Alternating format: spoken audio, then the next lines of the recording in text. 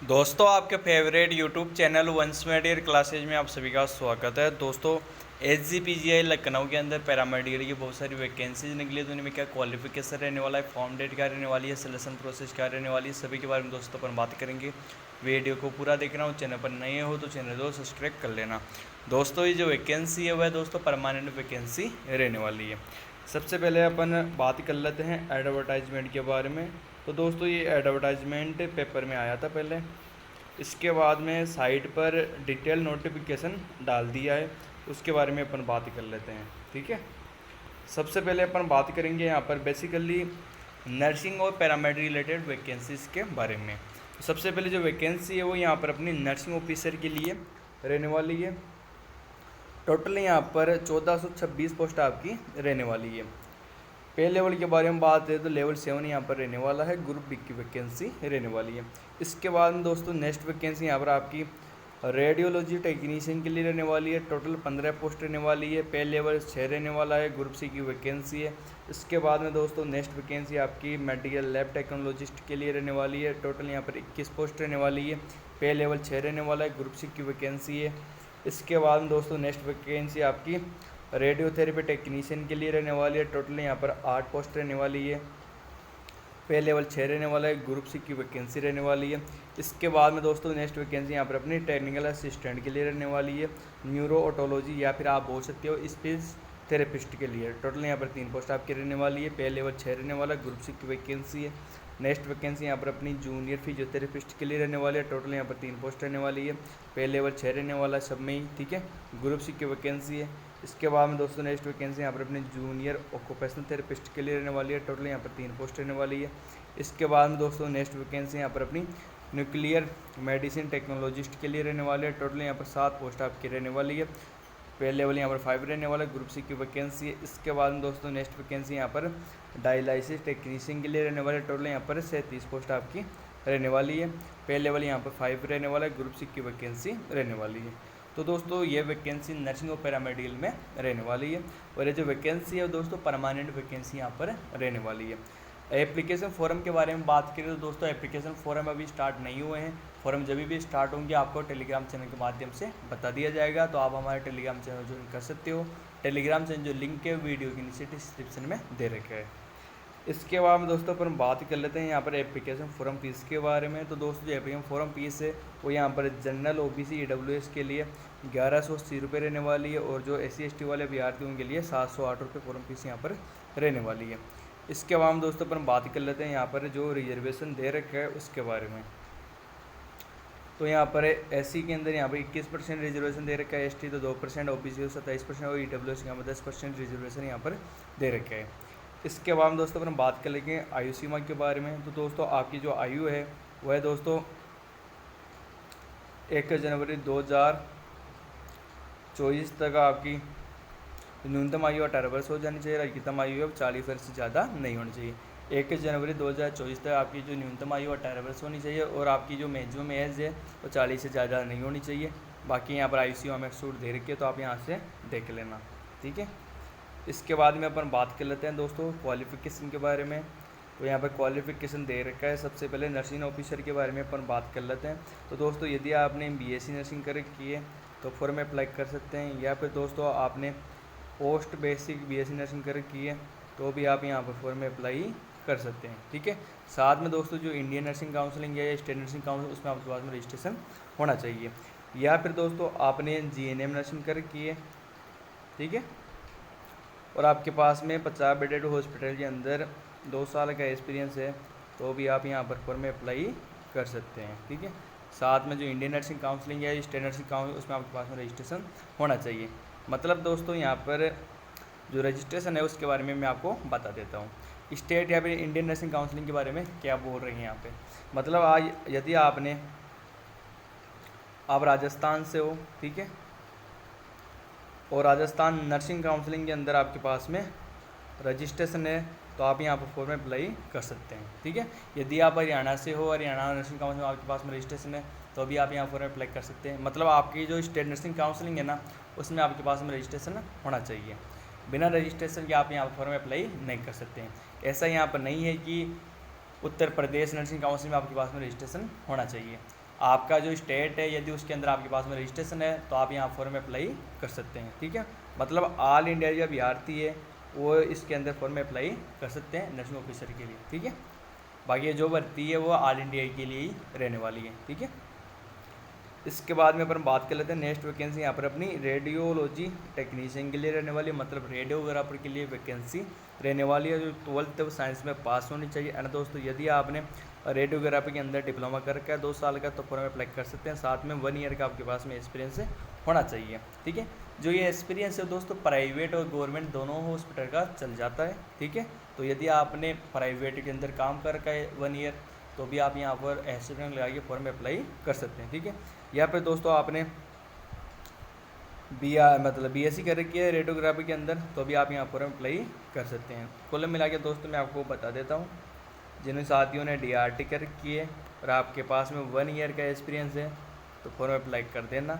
जिन साथियों ने बीआरटी कर रखी है वो साथी बिना एक्सपीरियंस के फॉर्म अप्लाई कर सकते हैं। ठीक है, इसके बाद में दोस्तों अपन बात कर लेते हैं नेक्स्ट वैकेंसी यहाँ पर अपनी मेडिकल लैब टेक्नोलॉजिस्ट के लिए रहने वाली है, लैब टेक्नीशियन के लिए आपकी वैकेंसी रहने वाली है। तो सबसे पहले अपन बात कर लेते हैं दोस्तों, यदि आपने मेडिकल लेबोरेटरी टेक्नोलॉजी या फिर मेडिकल लेबोरेटरी साइंस के अंदर बैचलर डिग्री करके है तो फॉर्म अप्लाई कर सकते हैं। साथ में दोस्तों 2 साल का आपके पास में एक्सपीरियंस होना चाहिए मिनिमम 100 बेडेड हॉस्पिटल के अंदर। ठीक है, मतलब दोस्तों यहाँ पर जो DMLT वाले साथी है ना वो यहाँ पर फॉर्म अप्लाई नहीं कर सकते हैं। ठीक है, ठीक है, ये बात आपको समझ में आ गई। DMLT वाले साथी है यहाँ पर फॉर्म अप्लाई नहीं कर सकते हैं। जिन साथियों ने BMLT कर रखी है और आपके पास में 2 साल का एक्सपीरियंस है वो साथी यहाँ पर फॉर्म अप्लाई कर सकते हैं। ठीक है, 2 साल का आपके पास में एक्सपीरियंस होना चाहिए मिनिमम 100 बेडेड के अंदर तो आप यहाँ फॉर्म अप्लाई कर सकते हैं। ये जो भर्ती है वो ऑल इंडिया या अभ्यर्थियों के लिए रहने वाली है। ठीक है, सभी राज्यों के अभ्यर्थी है वो इसमें फॉर्म अप्लाई कर सकते हैं।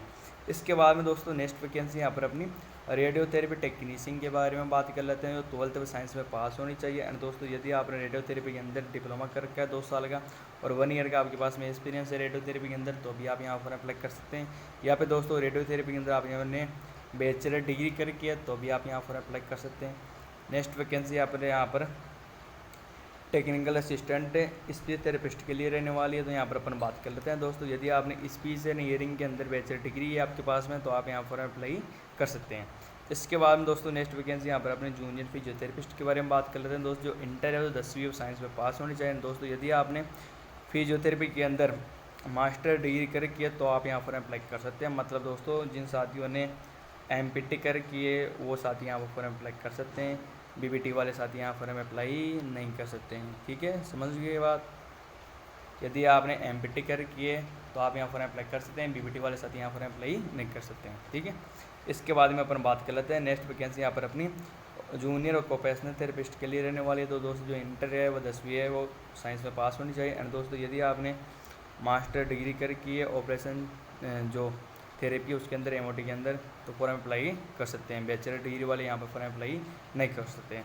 इसके बाद में दोस्तों नेक्स्ट वैकेंसी यहाँ पर अपनी न्यूक्लियर मेडिसिन टेक्नोलॉजिस्ट के लिए रहने वाली है। तो दोस्तों यदि आपने लाइफ साइंस के अंदर नॉर्मल BSc कर रखी है तो आप यहाँ फॉर्म अप्लाई कर सकते हैं। एंड दोस्तों यदि आपने डिप्लोमा करके है DMRIT करके है मतलब medical radiation and isotope technique के अंदर आपने डिप्लोमा करके तो अभी आप यहाँ फॉर्म अप्लाई कर सकते हैं। मतलब दोस्तों कुल मिला के मैं आपको बता दूँ यदि आपने BSc कर रखी है प्लस आपने DMRIT कर रखी है तो आप यहाँ पर फॉर्म अप्लाई कर सकते हैं। ठीक है, या फिर आपने यहाँ पर BRT भी कर रखी है ना और आपने DMRIT कर रखी है तो फॉर्म अप्लाई कर सकते हैं। ठीक है, आपके पास में इसमें डिप्लोमा होना चाहिए medical radiation and isotope technique के अंदर, ये ध्यान में रखना है बस। ठीक है, इसके बाद में दोस्तों नेक्स्ट वैकेंसी यहाँ पर अपनी डायलिसिस टेक्नीशियन के लिए रहने वाली है। तो दोस्तों यदि आपने डायलिसिस टेक्नोलॉजी के अंदर बैचलर डिग्री करके है तो आप यहाँ पर अप्लाई कर सकते हैं। आपको यहाँ पर किसी प्रकार कोई स्क्रीन की आवश्यकता नहीं है। या फिर दोस्तों आपने नॉर्मल BSc कर रखी है और आपने डिप्लोमा कर रखा है डायलिसिस के अंदर तो भी आप यहाँ पर अप्लाई कर सकते हैं। साथ में दोस्तों आपके पास में यहाँ पर 2 साल का एक्सपीरियंस होना चाहिए, 1 ईयर का आपके पास में एक्सपीरियंस होना चाहिए। Normal BSc plus diploma plus 1 year का आपके पास में एक्सपीरियंस है तो फॉर्म अप्लाई कर सकते हैं। डायलिसिस यूनिट के अंदर BS डायलिसिस यूनिट के अंदर 1 ईयर का आपके पास में एक्सपीरियंस होना चाहिए, ठीक है। या फिर आपने नॉर्मल मतलब क्या नाम है, नॉर्मल बीएससी कर रखी है और आपने 2 साल का आपके पास में एक्सपीरियंस है, तो भी आप यहाँ फॉर्म अप्लाई कर सकते हैं, ठीक है। या फिर आपने बैचलर डिग्री करी है डायलिसिस के अंदर, तो आप फॉर्म अप्लाई कर सकते हैं। आपको यहाँ पर किसी प्रकार कोई एक्सपीरियंस की आवश्यकता नहीं है। या फिर आपने नॉर्मल बीएससी कर रखी है और डिप्लोमा करके डायलिसिस के अंदर 2 साल का और 1 ईयर का आपके पास में एक्सपीरियंस है, तो आप यहाँ फॉर्म अप्लाई कर सकते हैं। जो एक्सपीरियंस है वो प्राइवेट और गवर्नमेंट दोनों हॉस्पिटल का यहाँ पर चल जाएगा। यहाँ पे दोस्तों आपने नॉर्मल बीएससी कर रखी है और आपके पास में 2 साल का एक्सपीरियंस है, तो अभी आप यहाँ फॉर्म अप्लाई कर सकते हैं। जो एक्सपीरियंस है 20 डायलिसिस यूनिट में आपके पास में होना चाहिए, चाहे प्राइवेट का एक्सपीरियंस हो चाहे गवर्नमेंट हॉस्पिटल का हो, दोनों यहाँ पर चल जाएंगे, ठीक है। तो दोस्तों ये इसमें क्वालिफ़िकेशन रहने वाला है। यदि आपके पास में क्वालिफ़िकेशन कंप्लीट है तो आप यहाँ पर आराम से फॉर्म अप्लाई कर सकते हैं। इसके बाद में दोस्तों अपन बात कर लेते हैं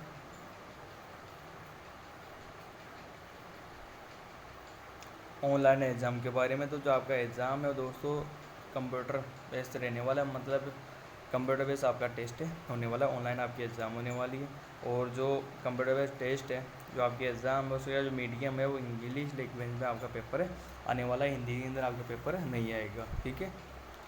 इसके बाद में अपन बात कर लेते हैं जो एग्ज़ाम पैटर्न है वो क्या रहने वाला है। तो दोस्तों 100 नंबर के आपके क्वेश्चन आने वाले हैं, ठीक है। 2 घंटे आपको दिया जाएंगे पेपर शो करने के लिए, ठीक है।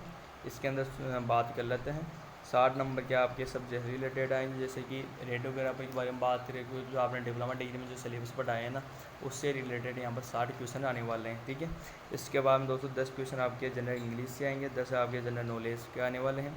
इसके बाद में 10 क्वेश्चन आपके रीजनिंग के आएंगे और 10 क्वेश्चन आपके मैथमेटिक्स जो एप्टीट्यूड है ना उससे रिलेटेड यहाँ पर 10 क्वेश्चन आएंगे।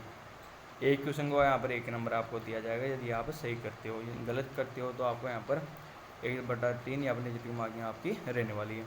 इसके बाद में अपन बात कर लेते हैं दोस्तों यहाँ पर कितने नंबर चाहिए आपको पास होने के लिए। तो जनरल EW OBC वाले जो अभ्यर्थी हैं उनके यहाँ पर 50% नंबर आने चाहिए, और जो SC ST वाले अभ्यर्थी उनके लिए 45% नंबर आपके एग्ज़ाम के अंदर आने चाहिए, ठीक है।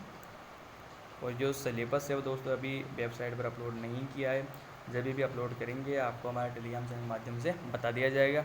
या फिर दोस्तों आप हमारे जो टेलीग्राम चैनल है उस पर एम्स का सिलेबस अपलोड है, तो आप जो एम्स का सिलेबस है वो आप यहाँ पर पढ़ सकते हो जब तक वेबसाइट पर सिलेबस नहीं आ जाता है।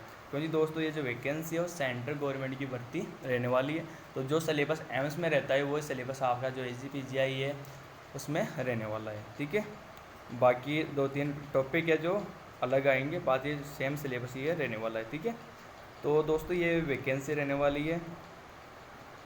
आपको किसी प्रकार कोई समस्या हो तो आप इंस्टाग्राम पर मैसेज कर सकते हो, कुछ भी आपको पूछना हो इस भर्ती से रिलेटेड। इंस्टाग्राम का जो लिंक है वीडियो के नीचे डिस्क्रिप्शन में दे रखे हैं। ये जो एप्लीकेशन फॉरम है वो दोस्तों अभी स्टार्ट नहीं हुए हैं, जब भी स्टार्ट होंगे टेलीग्राम चैनल पर आपको बता दिया जाएगा। बाकी ये यहाँ पर जो आपकी सैलरी है ना वो यहाँ पर बहुत अच्छी रहने वाली है, तो जिन साथियों के पास में क्वालिफ़िकेशन कंप्लीट है वो साथी यहाँ पर अप्लाई कर सकते हैं। दोस्तों बहुत दिनों बाद अपनी ये वीडियो आई है, क्योंकि दोस्तों चुनाव के कारण आचार संहिता लग गई थी, ठीक है। इस वजह से कोई भी भर्ती है जो नोटिफिकेशन वो जारी नहीं हो रहे थे, बट इसका नोटिफिकेशन जैसे जारी हुआ था आपको बता दिया है, तो आप इस भर्ती में आराम से फॉर्म अप्लाई कर सकते हैं, ठीक है। बाकी कोई समस्या हो तो आप इंस्टाग्राम पर मैसेज कर सकते हैं। दोस्तों इसकी जो PDF है वह आपको टेलीग्राम चैनल पर मिल जाएगी।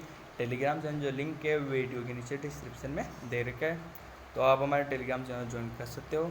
दोस्तों आज की वीडियो में इतना ही, मिलते हैं फिर एक नई वैकेंसी के साथ। थैंक यू दोस्तों।